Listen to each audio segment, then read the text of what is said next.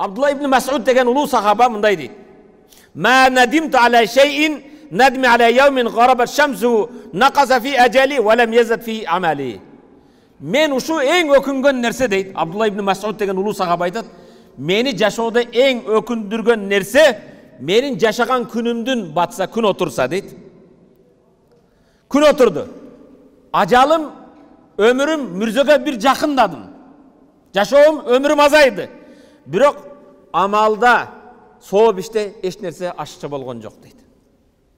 Сооп иш кыла албастан күн кечирген күнүмө өкүнгөндөй эч нерсеге өкүнбөдүм дейт. Күн отурган кезде өзүңдөн сурачы, бүгүн эмне пайда кылдың?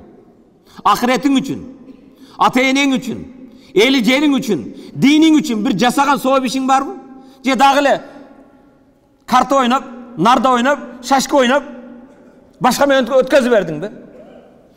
Ибн Мас'уд айтат, мен эң өкүнгөн нерсе күн отурган кезде менин ажалым кабырга карай жакын болдум, өмүрүм азайды, бирок тилекке каршы соопторум көбөйбөйсөн өткөзгөн өмүрүмө өкүнөм дейт.